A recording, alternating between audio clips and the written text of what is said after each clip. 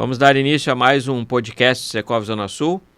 Secov Zona Sul é a entidade que representa as empresas que prestam serviços em compra, venda, locação e administração de condomínios na Zona Sul do estado do Rio Grande do Sul. E criamos esse podcast para poder trazer assuntos que sejam interessantes, importantes e possam agregar no dia a dia das empresas, dos colaboradores, e através deles a gente sempre seguir numa linha de crescimento e melhoria contínua. Nosso convidado de hoje é Murilo Arjona, que é um especialista aí em financiamento imobiliário, correspondente imobiliário com destaque nacional dentro da Caixa Federal. Tem uma linha de trabalho já há mais de 15 anos aí, não só na questão da orientação, da formação, da preparação, mas também da educação dos corretores e das empresas no sentido de como se aproximar e como trabalhar melhor essa questão dos financiamentos e também poder atender dessa forma o mercado imobiliário. Murilo, seja muito bem-vindo, obrigado aí por aceitar o nosso convite para estar aqui no podcast Secovcast, né, que é o podcast do Secov Zona Sul, e vamos conversar aí um pouquinho sobre financiamento imobiliário, mas eu sempre peço, né, para os convidados que conta um pouquinho da tua história, tua trajetória em mercado imobiliário, como que foi se envolvendo e como que chegou nesse ponto aí de hoje ser um destaque nacional na área de financiamentos imobiliários. Obrigado, Sérgio. Eu que agradeço o convite, fico realmente muito feliz em estar aqui, poder contribuir, como a gente já vinha conversando, assim, fico muito feliz em poder estar em uma entidade onde a gente pode ter uma representatividade também. Gosto muito de participar desse tipo de conteúdo e pode ter certeza, pode contar comigo aí. Maravilha. Espero que a gente possa brilhantar aí esse dia. Vamos lá, deixa eu contar um pouquinho da minha história. Então, tu já me apresentou brilhantemente, eu atuo realmente com crédito imobiliário há mais de 15 anos, como correspondente bancário. Então, minha vida toda, na verdade, profissional, eu atuei no mercado imobiliário.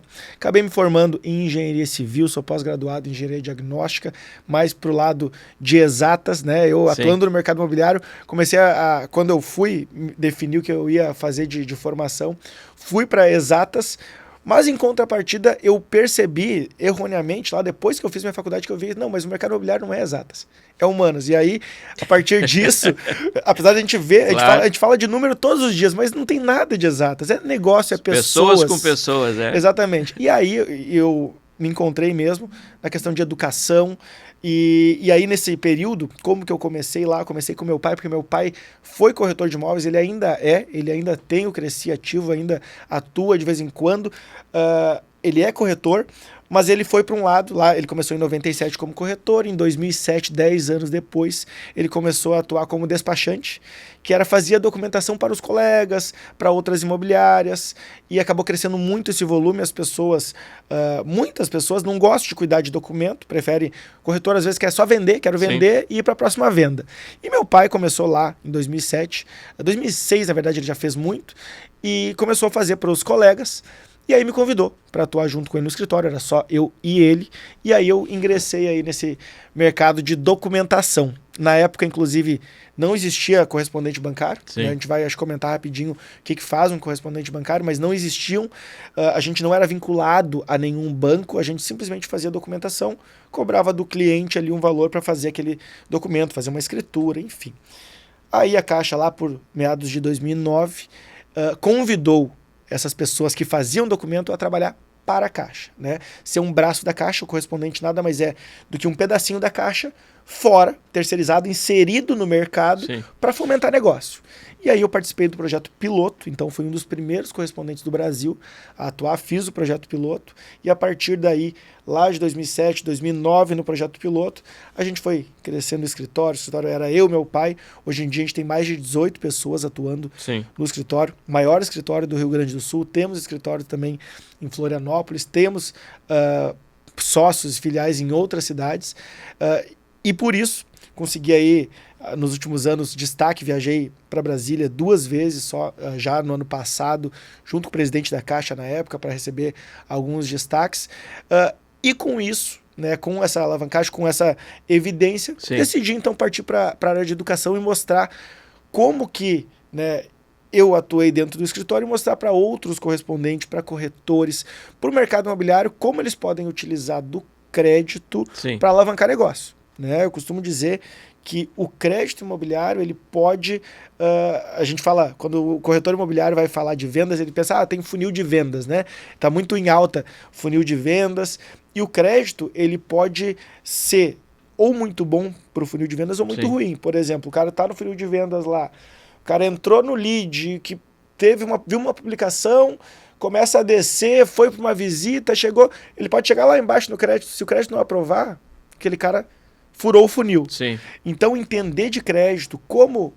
E é entender até dessa jornada, né? Que o quanto é importante tu fazer essa avaliação, daqui a pouco lá no início de todo o processo. Às vezes tu perdeu um tempo... Vai começar a mostrar imóveis, a ver possibilidades, mas tu não sabe nem se ela tem a capacidade. Exato, então tu pode estar com um funil furado, que o cara vai te tomar uma energia gigantesca. E aí, Murilo, eu até vou aproveitar que a gente entrou nessa linha de raciocínio aqui, e eu tenho anotado aqui a questão de documentação, o quanto é importante a análise da documentação para o início de um processo. Como é que vocês orientam o pessoal no sentido de avaliar a possibilidade e a realidade daquele imóvel no sentido de uma possível negociação? Perfeito. A documentação, ela é essencial nesse tipo de operação, né? Eu costumo dizer que o corretor, ele é à frente do negócio, ele que tem o vínculo com o cliente. Sim. Então, ele pode fazer tranquilamente o primeiro filtro, e eu tenho muitos alunos corretores no Brasil inteiro, eu ensino essas pessoas e mostro que ele fazer essa primeira análise bem feita vai resolver a vida dele, vai poupar tempo daqui a pouco de ele estar atendendo um cliente que não tem condições nesse momento. Sim. E se o cara não tem condições nesse momento, ele pode trabalhar esse cliente. Vou dar um exemplo aqui, a gente pode ter um cara que pode ser autônomo hoje, te procura hoje, a gente está no final do ano, no início do ano, e, por exemplo, a gente pode orientar esse cara, olha, hoje a gente não consegue fazer um financiamento porque tu não declarou teu imposto. Mas daqui a 2, 3 meses, é março, abre imposto de renda. Tu pode construir uma jornada entendendo da necessidade do cliente, entendendo de crédito. Porque se a gente for falar de crédito, Sérgio, a gente tem hoje no Brasil que dos imóveis novos, tá? Imóveis novos comercializados, mais de 80% utilizam crédito imobiliário, financiamento. Ou seja, se tu é corretor hoje, não entende de financiamento, vai querer atuar só nos 20% do mercado? Não, vale mais a pena tu entender de crédito e poder pegar 100% desse mercado. Tem uma amplitude de operação bem mais significativa. E eu vejo aqui, a gente começou a entrar nessa linha de questão de documentação, né? E tu trouxe também a parte do funil de vendas. Aí eu começo a pensar aqui em algumas ações que elas são importantes de serem sempre lembradas e tratadas. Que tem a questão da qualificação, tanto do produto quanto do cliente, né? Quando tu tem o cuidado e a atenção, o teu funil ele passa a ter mais algumas etapas, que às vezes não é só a questão, eu tenho um cliente que demonstrou um certo interesse e eu tenho o produto e eu vou tentar fazer essa aproximação. Mas essa aproximação, para ela chegar num ponto de efetivação, ela precisa ter a qualificação, tanto do cliente quanto do produto. E aí é que eu acho que entra a tua expertise aí da tua equipe no sentido de orientar os profissionais para poder fazer esse caminho da forma mais correta. Certeza. Sérgio, olha só o quão valioso é isso que tu trouxe para nós. Por quê?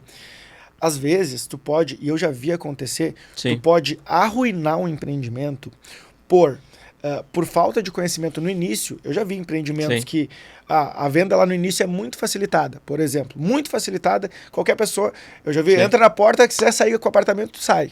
E aí tu faz todo um pré-lançamento, um lançamento, vende um prédio lá de 200 unidades, e se tu não fez esse filtro no teu funil, que essa pessoa tinha capacidade de na entrega tomar o crédito, tu tem 200 clientes, daqui a pouco tu tem, eu já vi índice de distrato de 60%. Tu imagina, para o incorporador distratar o impacto, você pode arruinar uma incorporadora. Por uma falha na venda, por uma falha educacional, de conhecimento, ou, né, daí a gente tem que alinhar aí, mas é exatamente essa leitura. Se no teu funil tu não tem ali a questão, o cara vai tomar crédito, ele está comprando. Algumas incorporadoras já falam assim, olha, eu só assino o contrato depois que vier a cartinha de crédito. Por quê? Para se resguardar disso que aconteceu muito no passado. As que não fazem isso, bom, então é uma responsabilidade de quem está vendendo, do corretor. Quer dar uma velocidade, mas uma velocidade sem avaliar a capacidade. Exato. Então, tu tem uma probabilidade de daqui a pouco ter um desajuste aí na questão, principalmente dos distratos, né? Então, todo aquele equilíbrio, toda aquela expectativa que foi criada como um sucesso de vendas, ele pode se tornar gradativamente aí um problema de vendas, porque realmente não houve a devida atenção. Eu procuro também sempre fazer a orientação nesse sentido, o quanto é importante qualificar o cliente e o produto para que os dois possam se aproximar e aí tu evoluir na questão de negociação. Exato, porque qualificar o cliente e o produto é exatamente isso. Porque daqui a pouco tu tá com o cliente certo, mas tu vinculou ele no produto errado, que ele não ia ter condições. Também. Daqui a pouco, se tu tivesse olhado assim, não, esse cara aqui não é aquele imóvel de $500 mil, talvez para esse cara aqui é o de 300. Sim. Tu teria uma jornada de sucesso. Tu botou o produto errado na esteira daquele cliente que chegou no fim, distrato. Então, olha o impacto negativo que tu gerou para o cliente, para a construtora, por não ter ajustado as duas pontas corretamente, né? Eu tenho um caso, Sérgio, em Gravataí, de um empreendimento de terrenos que, por uma falha de conhecimento na hora da venda, o empreendimento não funcionou. O empreendimento já tem praticamente uns 10 anos. Sim. E era um empreendimento de lotes. E lote tem uma questão muito complexa que eles venderam na intenção daquelas pessoas comprarem o lote e financiarem suas obras. Isso a Caixa faz com maestria. Sim. Só que a incorporadora, por uma falha de comunicação talvez, ela alienou todos os lotes com uma securitizadora. E isso impede do cliente tomar o financiamento lá no fim. Ou seja, eles venderam um loteamento de mais de 300 unidades, Sim. sendo que nenhum dos clientes que tomou o crédito lá na época com a alienação fiduciária poderia, na entrega, tomar um crédito para financiar a obra, só depois de quitar o lote. Então eles ficaram com um condomínio inteiro sem obra. E aí, não valoriza o condomínio, não traz pessoas para dentro. Quase que fica um condomínio fantasma lá, porque ele tu não vê subir as obras. Né? E o problema foi erro na venda. Por quê? Porque a pessoa que comprou era uma pessoa que precisava de crédito. E aquele produto não podia tomar crédito. Então foi uma falha na venda, porque se a venda tivesse sido feita... É um detalhe aí que às vezes passa despercebido, e se não é dada a devida atenção, eu sempre também falo a questão de o corretor e o próprio aí, o loteador, o incorporador, ele tem que se apropriar, vamos dizer, dessas informações, né? Ou fazer essa linha de aproximação, no caso com uma empresa especializada que nem a tua, para que justamente possa minimizar qualquer tipo de impacto negativo. Com certeza. Aí vem a importância do serviço que vocês prestam nesse sentido, de trazer a informação, de fazer a condução, enfim, como é que vocês lidam e quais são as áreas que vocês atuam no sentido de, tu falou aqui lote com construção, tem o financiamento residencial, tem o financiamento comercial, explica um pouco aí para o pessoal como é que vocês desenvolvem essas ações. Com certeza. Eu gosto muito, muito mesmo de entrar na concepção, eu atuo muito com incorporadoras e com loteadoras e até com fundos imobiliários. Sim. Inclusive, teve agora no meu escritório, fazem 2 meses, um fundo imobiliário só de loteador. Ele chegou no meu escritório porque eles queriam entender isso, Sérgio. Eles queriam entender o seguinte: Murilo, se eu fizer esse loteamento aqui, o cara que vai tomar crédito, olha, o ticket é tanto. O cara lá no final que for comprar de mim, ele pode comprar na Minha Casa Minha Vida? Ele pode fazer uma obra na Minha Casa Minha Vida? O ticket dele, esse cara aqui, será que ele tem que ser um SBP? Eles queriam entender. Claro. Olha o nível. Claro, um fundo, eles têm que botar dinheiro onde vai ter rentabilidade, sim, porque eles têm muitos investidores por trás. Então eles tinham uma preocupação muito grande de saber o seguinte: lá no fim, Murilo, o cara que vai tomar, eu sei que ele precisa tomar crédito. Eu estou fazendo o produto certo, olha o nível, claro, que os caras vieram. Então é isso que a gente faz. Hoje a gente atua desde... esses cuidados são fundamentais, né? Fundamentais para o sucesso de operação. Eu sempre entendo que toda operação ela tem etapas. E todas as etapas são importantes. Às vezes, tu querer dar uma velocidade que ela tem uma incompatibilidade com a conclusão das etapas, ela vai poder te gerar lá na frente algum tipo de problema. Então, aquilo que tu quis acelerar, quando vê lá, por que parou aqui? Parou justamente porque tu não cumpriu as etapas anteriores. Exato. Então é uma construção que ela é feita passo a passo, dentro dos tempos que são possíveis e permitidos, porque também tem isso dentro da questão financiamento, né? Tem os tempos de avaliação de crédito, de liberação de valor, de confecção de contrato, tem uma série de etapas aí que... Muito disso. A gente atua ali nos produtos, tanto os imóveis novos, usados, aquisição de lote e construção em terreno próprio, pode atuar também com com imóveis comerciais. Obra comercial ainda não, tá? Que é uma construção, quero fazer um pavilhão, uma obra comercial, hoje a Caixa não atua com isso. Mas compra de pavilhão... O que já está pronto pode. Pode, tanto novo quanto usado. Claro, cada linha tem suas especificidades, né? O imóvel comercial, por exemplo, financia 70%, o residencial, a maioria 80%, mas dependendo, pode ser até 90%. Então a gente tem todas essas linhas. Mas o que tu perguntou, que eu acho que é bem interessante trazer, é onde que a gente entra aí. E a gente pode entrar tanto no cara que está tomando o crédito, mas o meu cliente, eu costumo dizer que é o mercado imobiliário, é o corretor, então eu entro junto com o corretor, olha, Murilo, eu tenho cliente tal, ele quer comprar aquele pavilhão.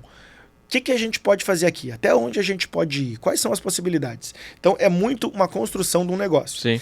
E gosto de entrar também antes que é nessa concepção, como eu falei, do fundo, ou muitas vezes quando eu falo com uma própria construtora. Uma construtora agora de Canoas me procurou para duas coisas. Ele queria, Murilo, eu preciso tomar crédito para terminar a obra. Um crédito, então, para a obra, que é uma coisa. Sim, a obra já está em andamento. Isso. Então, ali, uma crédito para a construtora é um ponto, mas eles falam assim, e assim, depois que fica tudo pronto, eu preciso entender quem é meu público também. Né? Ele falou assim, cara, eu preciso entender para quem que eu tenho que vender, porque ele falou assim, ó, o imóvel é tanto, quanto que esse cara tem que ganhar para financiar os 80% da Caixa? Isso porque é bem interessante tu trazer. Traz algum número, assim, faz isso, por exemplo, se eu tenho um imóvel ficar mais de fácil para quem está nos reais, acompanhando, sim. A pessoa pode financiar até 80%. Se a gente for botar na conta, que é 400 mil, tá? Sim. Então, eu sei que esse cara tem que ganhar mais ou menos em torno de 12, pelo menos 12 mil, um pouquinho mais, tá? Para financiar os 400 mil reais. Então, o que isso gera para o incorporador que entende isso? Ele fala assim, cara, se eu vou gerar tráfego na internet, meu público, eu sei que eu tenho que procurar um cara que ganha 12. Se eu começar renda familiar, né? Familiar. Pode ser o casal, cada um ganha 6, né? Sim. Então, assim, o que ele sabe? Pô, meu produto é esse, agora que o Murilo me disse que o cara tem que ganhar tanto, eu vou direcionar todos os meus esforços para esse cara que ganha 12. O cara que ganha 5, por que eu vou imprimir um anúncio para ele? Por que eu vou gastar minha energia com esse cara se ele não vai comprar meu produto? Então, a concepção... E se ele se apresentar lá como um possível candidato, com uma intenção, tem que ter esse esclarecimento no início. Né? Claro, porque não gerar uma expectativa. Nossa... Eu penso isso também, quando tu tem esse grau de detalhamento, de refinamento nas informações, tu tem uma possibilidade também de orientação. Há pouco tu trouxe um exemplo, né? A pessoa entra lá com uma intenção de adquirir um imóvel de 500, mas a capacidade dela é para um de 300. Isso tem que ser colocado de uma forma tranquila, sem ser ofensivo ou depreciativo também. Eu tenho que ter um cuidado. Esse é o papel do corretor, o profissional, né? De apresentar ou dizer assim, não, se tu continua com essa intenção, então vamos construir essa possibilidade. Vamos trabalhar aqui um ano, tu fazendo, né, uma capitalização, tu fazendo um aporte que tu possa melhorar a tua entrada lá daqui a um ano, e aí com isso, consequentemente, tu vai ter uma capacidade de atingir o teu objetivo. Mas é uma questão que precisa ser trabalhada em conjunto. Isso é muito legal que tu traz, que é um alinhamento de expectativa. Sim. Eu vi um cara falando, e era a respeito do mercado imobiliário, ele falava o seguinte, ele falava assim, que a Disney, tu vai pra Disney e tu ficou 8 horas na Disney, das 8 horas, 4 horas tu tá em fila. E ele fala assim, e ele fala pro cara assim, tu já foi pra Disney? Ele fala pra outra pessoa, e o cara fala, sim. Não foi assim? Foi. Tu gostou de ir pra Disney? Ele fala assim, muito. Sabe por quê? Porque a Disney alinha a tua expectativa no início. Quando tu vai pegar na fila, tá escrito, tu vai ficar 1 hora nessa fila. Então tu sabe. E é mais ou menos isso que a gente tá falando. Tu alinhou a expectativa, pô, eu queria aquele de 500. Não, mas olha só, vamos conversar. Mas a gente pode ir esse de 300, tu alinha, não. Me serve também. Alinhou a expectativa, tá tudo certo. Agora, quando a expectativa de um tá aqui, do outro tá aqui, aí tu tem um problema. Claro. Então é muito bacana, né, essa correlação. E a função do profissional, independente da área que ele esteja atuando, é justamente isso. É tentar captar e entender quais são as reais necessidades e aproximar ela das possibilidades. Quando tu faz esse link necessidade e possibilidade, tu tem uma assertividade também melhor, Enorme, porque nossa. tu consegue fazer uma leitura e a partir dali a apresentação coerente com aquelas possibilidades e que também vai fazer atender, se não 100%, a maior parte das necessidades, né? E esses processos, eles podem também, de tempos em tempos, serem revistos, porque a pessoa que hoje adquiriu, lá na frente ela cria uma nova possibilidade, ela vai vir e aí a gente faz uma construção para aquele momento. Então tem que eu vejo muito isso dentro do mercado, né? O cliente que volta é o cliente que foi conduzido, vamos dizer assim, da forma coerente e adequada para aquele momento. Então gerou a satisfação, né, dentro daquela condição de momento dele ali, e ele vai voltar tão logo ele possa para poder vir a fazer um trabalho bem feito, novo, né, processo. Eu tenho um casezinho de um colega meu da faculdade. Na faculdade, esse cara, eu já trabalhava com financiamento, ele trabalhava numa empresa, ele comprou um apartamento no centro de Porto Alegre aqui, eu me lembro até hoje, custou R$60 mil, fazem anos, né? Era um apartamento era bem pequeno, eu acho que não chegava a ter 20 metros quadrados, bem pequenininho no centro. Sim. E eu fiz aquele financiamento para ele lá quando eu estava na faculdade. De lá até hoje, eu já financiei 4 imóveis para ele, sendo que o último foi de R$1,5 milhão. Sim. Ou seja, é essa construção. Sim, tu criou uma credibilidade, ele tem confiança no trabalho, ele sabe como é que as coisas funcionam, então... E esse cara, né, às vezes tu pensa assim, o corretor às vezes, mas eu queria vender o de 500, o cara só pode de 300, mas eu queria vender o de 500. Mas não significa que esse cara não deu um salto em 2 anos, em 3 anos. Então é uma construção mesmo. Essa função de orientar, né, qual o melhor caminho aqui, fazer toda essa leitura, ela é de extrema importância para justamente tu gerar essa capacidade futura. Exato. Senão tu gera um comprometimento dentro de uma família que eles não conseguem não conseguem sair, né? Ele não consegue ter um tempo de poder criar uma nova oportunidade, uma nova possibilidade, porque ele está vinculado a algo que foi acima da sua capacidade naquele momento. Exato. E isso cria uma dificuldade lá para frente. Como é que tu poderia trazer aqui para nós, o Murilo, no sentido de assim, vamos dizer assim, apresentar, né, qual é a diferença de um financiamento para imóvel novo, qual é a diferença de um financiamento para imóvel usado, qual é a diferença de um financiamento de um terreno com construção, assim, bem rápido para um entendimento para quem está acompanhando aí esse nosso bate-papo. Perfeito, vamos lá. Imóvel novo para imóvel usado, a gente tem poucas diferenças, não são muitas. A gente já teve épocas no Brasil que houveram muita diferença. Por exemplo, a gente teve épocas em que quando o governo, né, junto principalmente com a Caixa, Sim. que é o banco que mais financia hoje, a Caixa bateu esse ano 70% de market share, ou seja, 70% de todo o crédito está dentro dela. Todos os outros bancos em conjunto e financeiras estão só com 30%. Sim. Então, a Caixa, ela movimenta muito essa roda. Quem mexe, né, com o mercado imobiliário é a Caixa Federal. E aí, o que acontece? Quando o governo quer fomentar muito novas construtoras, o que eles fazem? Dificultam o acesso ao imóvel usado. E aconteceu já em épocas de imóvel usado poder ser financiado só 50% do imóvel. Aí tu tem um problema, né? Porque Sim. aí, tu olha imóvel novo, custa 200, tu pode financiar 80% ou 90%. Tu tem que dar 20% de entrada ou 40%, tu olha o mesmo imóvel usado no prédio do lado, tu tem que dar 100 mil de entrada. Então isso aconteceu em algumas épocas. Hoje não tem mais isso. Hoje, novo e usado, os dois podem financiar 80%. Então é uma coisa boa do mercado, que tu tem muita opção. Tá? Para o imóvel comercial cai um pouquinho para 70%, porque o imóvel comercial tem mais risco, né? A gente Sim. entende que o imóvel residencial que o cara mora, chance de deixar de pagar, ele é menor do que daqui a pouco a empresa. Se tu tiver que deixar de pagar tu vai, de repente, deixar de pagar a casa, né? Então, 70% no comercial, 80% no residencial. A questão de garantia da alienação fiduciária é igual para qualquer um desses. Os dois são alienação fiduciária, não tem hipoteca nessa Sim. operação. Os dois são alienação fiduciária, então a garantia... Nem é mais usual hipoteca. Não é mais usual. Não. Hoje em dia, com a lei tempo, né? 97 a lei. Então, depois da lei de 97, ficou... Sim. E isso isso é importante trazer aqui, que a alienação fiduciária, a gente teve uma decisão agora, 2023, inclusive, Sim. validando a lei, né, do STF, Sim. e isso é interessante dizer porque tem pessoas que têm um certo receio, mas isso é falta de entendimento do que foi essa lei, né? A lei traz o quê? Que o banco não precisa mais passar pela justiça para retomar o imóvel. Sim. E as pessoas pensam assim, nossa, mas que maldade, né? Tipo assim, pô, agora pode retomar então. Mas se não houvesse isso, se essa não fosse uma ferramenta que funciona, as taxas de juros iam ser muito maiores. Claro. Imagina se o banco tiver aqui... A segurança é que dá a condição de ter uma possibilidade de um crédito barato. Hoje a gente tem crédito, hoje que a gente está com uma Selic lá, passando dos 2 dígitos, mais de 10% ao ano, e a gente empresta na Caixa 9. Sim. Então, é uma taxa de juros que está bem competitiva, apesar da Selic estar alta.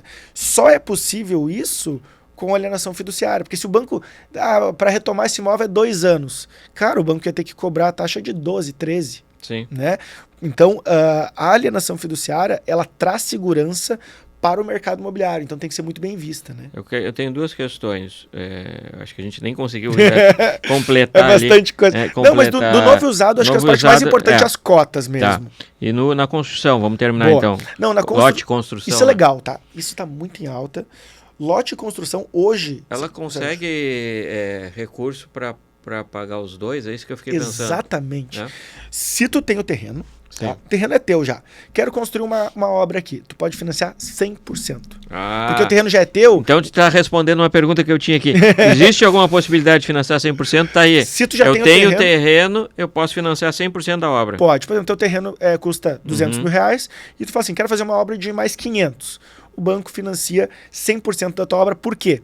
Porque a garantia total, os 200 do lote, mais os 500 da obra, é 700. Sim. Então, da garantia total, tu não pode passar dos 80%. O terreno fica como garantia nesse processo. Fica como garantia. Tá. Toda a obra, né, depois de pronta, fica como garantia. Então, 100% se o terreno já é teu, ou 80% dos 2. Por exemplo... Eu tenho um terreno e tu quer comprar de mim e fazer uma obra. Tu não precisa comprar o terreno de mim primeiro, para depois, como que eu vou fazer minha obra agora? Tu pode fazer tudo junto. O banco, por exemplo, o terreno os mesmos 200, tá? E a obra os mesmos 500. A Caixa vai financiar 80% de cada. Ela pode financiar 160 do meu lote, tu vai me dar 40 de entrada. E da obra, que era 500, ela vai financiar 80% também. 400, tu vai ter que ter 100 de recurso para botar nessa obra. Então, hoje tu pode financiar 80% dos 2. Eu posso comprar o lote já com uma possibilidade de construção. Isso tu apresenta, inclusive, já o projeto antes. Tu vai dizer, eu vou fazer, porque o banco tem que saber, bom, tu quer dinheiro para construir? O que tu constrói? Aí tu manda o projeto para a Caixa. Eles olham o projeto, não, pode fazer. E assim a gente consegue fazer esse produto que está super em alta. O projeto apresenta já no início. No início. Não, bem interessante. E eu tinha essa pergunta, digo, tem alguma possibilidade de 100% de financiamento? Então a possibilidade é isso, quando a pessoa já tem seu terreno próprio. Tem alguma outra? Tem uma que pode chegar a 95%, que é quando o imóvel é um imóvel Caixa. Imóveis retomados da Caixa, além do deságio, que hoje tu compra imóvel retomado da Caixa com até 70% de desconto, em média tu vai pegar bons imóveis com 40% de desconto, Sim. Tu pode financiar 95% do imóvel. Então, essa é a possibilidade hoje que a pessoa consegue comprar com menos entrada. Aquela questão do imóvel retomado, ele pode vir ocupado, não pode? Pode. Isso é legal falar. Ele é um o ônus. Na realidade é o pacote fechado que eu já ouço falar, fechado. Né? Se tiver dívida, vem com a dívida, se tiver... Não, vamos lá. Como é que é? Quando a gente fala de imóveis de leilão, tem algumas operações. A gente vai ter lá, quando vocês vão procurar o imóvel de leilão, tu entra no site da Caixa, tá todos lá. Sim. Tá? E isso é legal porque todo mundo tem a mesma oportunidade. Não tem assim, aquele cara tem mais oportunidade. Não, tá tudo no site. E aí, existe o primeiro leilão, o segundo leilão e as vendas... É eletrônico, aberto. Tudo aberto. Tu vai lá. Então, assim, cada um deles tem uma regrinha, mas, em suma, tu compra com o ônus da pessoa lá, e a desocupação é por conta de quem comprou. Sim. Mas quando é da Caixa, tudo vai estar no edital, tá? Pode existir possibilidade de algum edital não ter ali a quitação de todos os débitos? Pode, então tem que ler. Mas 90% dos imóveis que estão lá para oferta, a Caixa diz que é tudo condomínio, IPTU e possíveis trabalhistas ou qualquer coisa que... Sim. Ele diz, tem até um termo jurídico, acho que é propter rem, que é o anterior à compra, fica com o banco. Então, é bem legal que tu compra sem ônus de dívida. A desocupação por tua conta.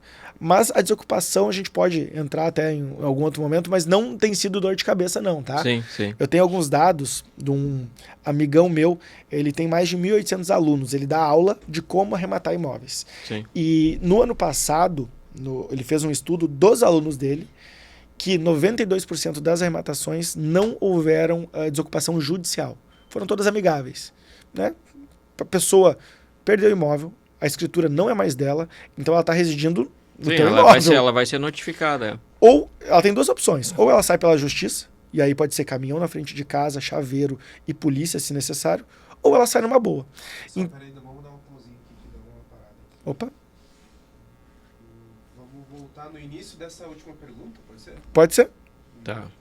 Que era da desocupação, se eu não me engano, um pouco antes disso. Não, eu falei da questão do 100% e aí tu entrou com a da Caixa Federal que 95%. Dos 95%. É. Isso aí. Então tá. Vamos voltar então. Posso começar? Pode. Tá. Então eu gostaria de saber aqui, a gente já falou a questão de terreno, de obra, e se tem alguma outra possibilidade que possa ter 100% de financiamento. Então, Sérgio, 100% não, mas tem uma que é muito boa, que é a dos leilões da Caixa. Os imóveis retomados do banco podem ser financiados até 95%. E, além disso, eles ainda vêm com deságio, né? Porque esse imóvel da Caixa, ele vem a valor, normalmente, do valor da dívida, ou ali, o banco pode, inclusive, leiloar esse imóvel até abaixo do valor da dívida, se ele quiser. Então, eles vêm com muito desconto. Por quê? Porque o banco quer, realmente, esse imóvel, ele pegou de uma dívida que não foi paga, e o banco, eu costumo dizer, banco não é imobiliária. Então, eles não querem ter imóveis. Sim. Então, assim, eles não querem R$1 em cima daquele imóvel. Eles querem só se livrar mesmo, e aí... Sim, vamos dizer, eu sempre dizia que o produto do banco é o dinheiro. É o dinheiro. É o dinheiro, não é o imóvel. Ele precisa de liquidez. Ter moeda para poder... Eu também falo que é compra e venda de moeda. Né? Exatamente. Então, e compra aí... barato e vende mais caro e faz, né, no spread ali, vai fazendo seu ganho. Exato. Mas uma questão aqui do imóvel retomado é quanto ele estar desocupado ou ocupado, como é que funciona esse processo? Isso é bacana. Antigamente até dizia se o imóvel estava desocupado ou não, agora o site da Caixa já não diz mais, mas a desocupação é por conta, de fato, de quem adquiriu o imóvel. O único ônus hoje é de quem adquiriu o imóvel. PTU, condomínio, normalmente aparece no edital, grande maioria dos casos fica tudo para a Caixa. Então, a desocupação, hoje, ela às vezes assusta, e eu vou te dizer que metade das pessoas que não arrematam imóveis é com medo da desocupação. Mas esse é um medo de falta de informação, porque tem um amigo meu, ele ensina a arrematar imóveis, que é o Vitor, lá de São Paulo. Ele tem mais de 1.800 alunos e no ano passado, de todas as arrematações feitas por todos esses arrematantes, 92% foram de forma amigável. Ou seja, só 8% precisaram da justiça. E essas 8% da justiça, ele tem os dados do tempo ali, não costumam levar 6 meses. Sim. Ou seja, a chance de tu precisar entrar com uma ação judicial é baixa. Por quê? Porque tu pode fazer uma negociação com o proprietário. Claro. O antigo proprietário, né? Porque a pessoa está morando no imóvel que não é mais dela. Sim. Então ela tem duas opções. Ou ela sai amigavelmente, e aí pode ter uma negociação. Eu mesmo comprei um imóvel de leilão, eu fiz uma negociação, eu paguei um valor para mudança do cara. O cara, olha, eu não tenho nem para mudança. Tá, quanto tu precisar? R$1.000. Beleza. Tu sai em 15 dias? Saio. Negociação feita, melhor do que tu entrar com uma ação, daqui a pouco gastar 3, 4, 5 mil reais e levar um pouco mais de tempo. Mas a opção dele é essa, ou se ele sai amigavelmente, mas se ele não quiser sair amigavelmente, ele vai ter um problema. Por quê? Vai bater um oficial de justiça, com um caminhão, com um chaveiro, e se for necessário até a polícia para desocupar. Ele não tem mais chance nenhuma de permanecer no imóvel. Não tem. E aí a justiça... Então tem que entrar num processo de entendimento que realmente acho que vai facilitar, vamos dizer assim, para ambos, né? Isso. Murilo, a gente já fez aqui uma série trouxe, né, uma série de informações aí, forma de financiamento, questão de importância da documentação, enfim, trouxe essa questão dos percentuais no imóvel novo, no imóvel usado, e é interessante também a colocação que tu traz, né? Sempre tem um olhar do governo no sentido de equilíbrio aí dentro de mercado e da economia, no sentido de se precisa alavancar a construção civil, então ele vai segurar um pouquinho mais a questão do imóvel usado e assim ele vai poder apresentar soluções. E uma das coisas que apresenta que às vezes gera dúvida é a questão subsídio, né? Porque fala um pouquinho aí para quem, como é que funciona o subsídio, para quem pode atender o subsídio, e eu até já comentei, eu digo, já teve gente até pensando assim, vem cá, eu posso resgatar só o subsídio? Quero só o subsídio aqui, o resto não o financiamento eu não o quero. Imóvel como depois, eu só queria o subsídio. Exato. Vamos lá. O subsídio, ele nada mais é do que um incentivo do governo para a compra de imóveis, né? Porque o grande gargalo hoje, e a gente está falando de imóvel popular, isso aí dentro do Minha Casa Minha Vida, subsídio, quem recebe é só para quem está no faixa 2 do programa Minha Casa Minha Vida, faixa 1 e 2, que é rendas até R$ 4.400. Então, quem ganha até R$ 4.400 não tem imóvel, tem direito. Só que o subsídio, conforme a renda é menor, o subsídio é maior. Então, o subsídio é alto no valor de renda ali de um salário mínimo e meio, que é R$ 1.600, R$ 1.800. Conforme o cara vai ganhando 2, 3 mil, ele vai caindo, tá? Mas isso aí é uma tabela progressiva.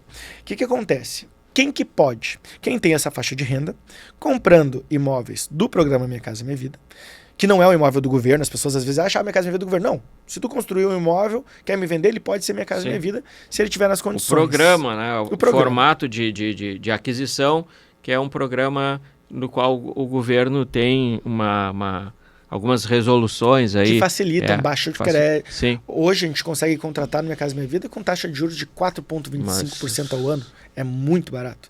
E o subsídio, como é que ele funciona? É como se fosse um cheque. Tu ganhou lá R$20 mil de subsídio. Tu tem 140 de crédito, por exemplo, e ganhou 20 mil. Pro proprietário, para ti que está me vendendo, vai entrar 160, como se fosse um cheque. Sim. Inclusive, agora existe um incentivo que entrou em 2023, que é o Minha Casa Minha Vida Cidades. Não sei se chegou a ouvir falar alguma coisa. Algumas cidades que vão ser contempladas, né?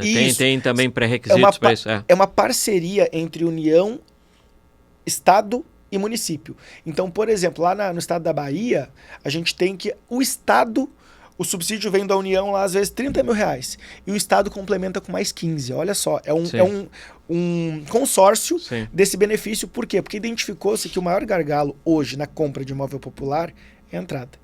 Então, o governo pensou o seguinte, bom... Inclusive, tem até possibilidade de parcelamento de entrada. Às vezes, algumas construtoras apresentam isso. Né? Isso. Algumas construtoras parcelam a entrada. Então, hoje, o gargalo maior é a entrada. As pessoas têm renda, que têm capacidade de crédito, mas a entrada, às vezes, dos 20% fica... né? Então, o subsídio entra para suprir a entrada, que é da União, e tem alguns municípios que estão ofertando. Porto Alegre, por exemplo, aqui botou um cheque de R$15 mil também para alguns imóveis só. Né? As construtoras vieram e falaram, esses meus empreendimentos eu quero habilitar. Foi habilitado, e aí depois disso, esses empreendimentos, quem comprar pode receber esse cheque aí de 15 mil. Então tem que pesquisar na sua cidade se o município está apto ou não. Esses são os subsídios, mas a questão maior é entender que ele é como se fosse de fato dinheiro. E um dado importante... A construtora, ele entra como dinheiro normal.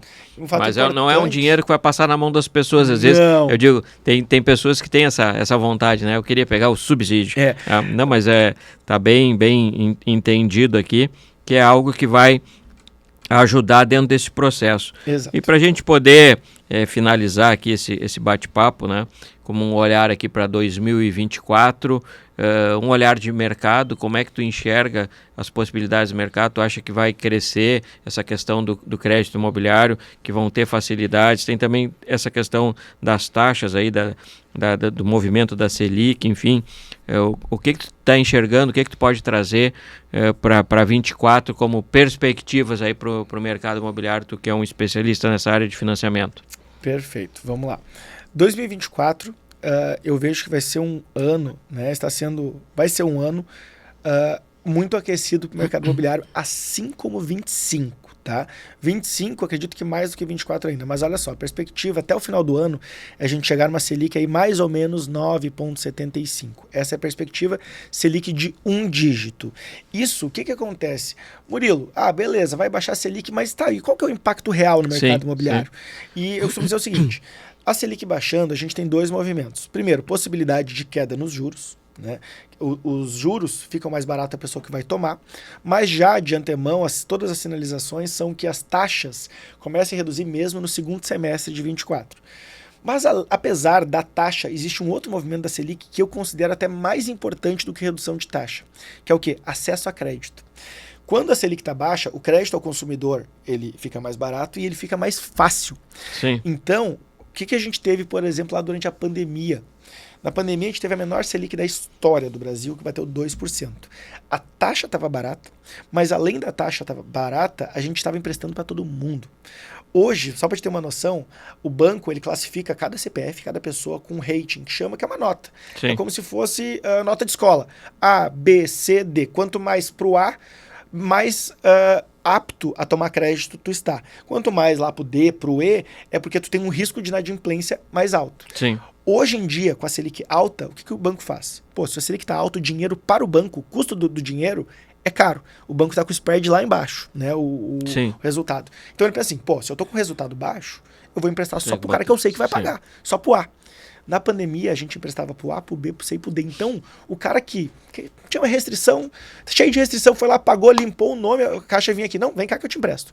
Hoje em dia não tá bem assim. Sim. Dependendo do histórico, ele não empresta. Então, o maior movimento que eu vejo, Sérgio, é se a gente tinha uma pessoa que aprovava crédito em 10, em 2023, 24 a gente vai ter 3, 4. Então, isso vai gerar um movimento de não só poder de compra, mas possibilidade de compra de pessoas que não tinham. Sim. Então, isso aí vai aquecer muito o mercado. É o cenário que eu mais vejo é esse.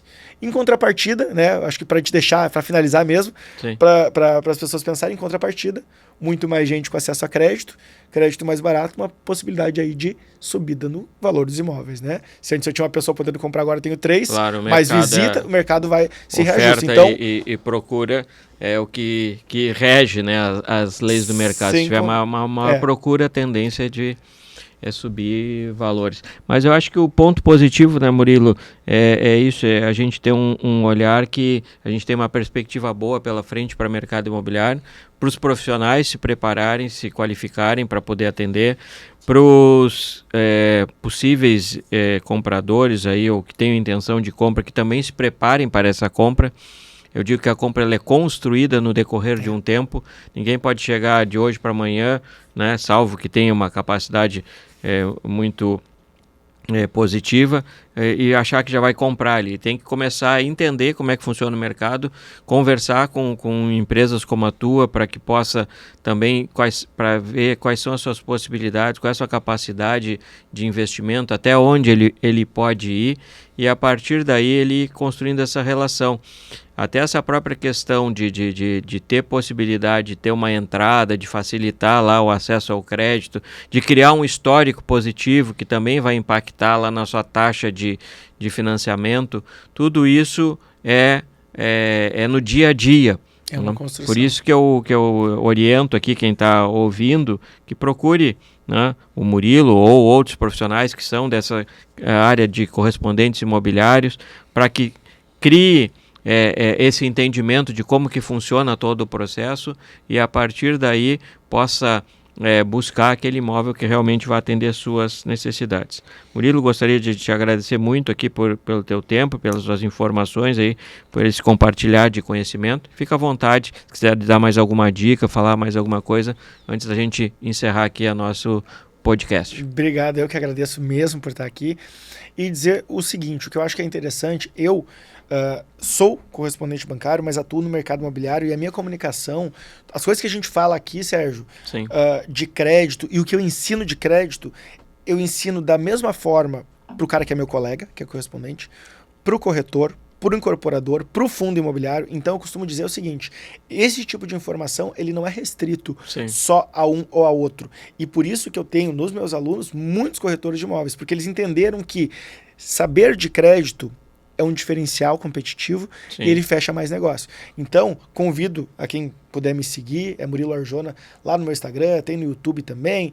Então, eu trago isso diariamente. Quem puder aprender com isso, tenho certeza que vai ajudar muito aí na jornada imobiliária. Maravilha. Realmente, quem tiver essa possibilidade, tem um tempinho aí, é investir tempo, né? Investe tempo, vai lá, segue o Murilo, acompanha as dicas que ele tá gravando, acho que quase que todo dia. Todos os dias, puxado. Eu já acompanho lá o Instagram do Murilo e é bem legal. E é muito importante isso.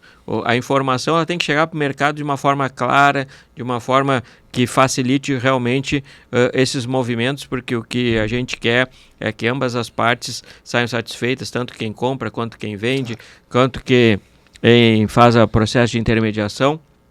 E o mercado, com isso, vai se tornando cada vez mais qualificado, mais preparado, um mercado profissional. Tá? Agradecemos, então, a todos aí que acompanharam o Secovcast. Lembramos que ele fica gravado, então podem compartilhar, podem levar essa informação aí para que outras pessoas possam também ter esse interesse e esse conteúdo. E voltamos num próximo Secovcast. Obrigado.